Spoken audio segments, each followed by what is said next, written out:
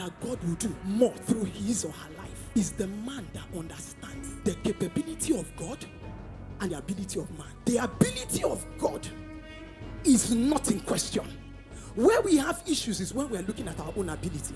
The moment we begin to think God for everything that we are doing, we'll begin to see God do much more in our lives.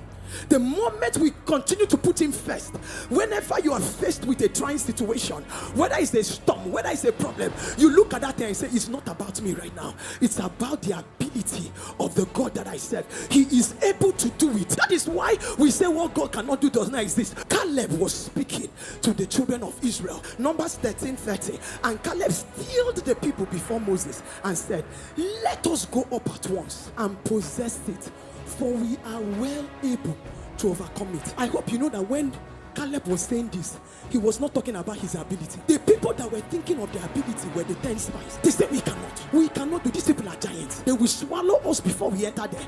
But when Caleb said we are well able, he understood that he was not going in his power, or they will not be going by their strength. God has already given a word. Just as God is giving today, thus saith the Lord, I will do more through you. There was a word already about the promised land. God says, I will give you the land. So when he says we are well able, we have the backing to get this thing. The kind of things God is going to be bringing your way will be bigger than you. And if you don't have this mentality, there are things you will say no to. You will disqualify yourself before they disqualify you.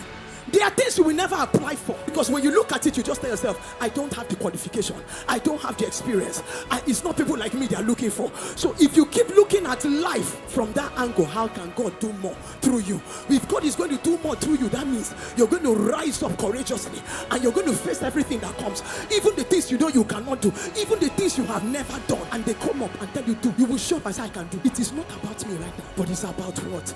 The ability of God.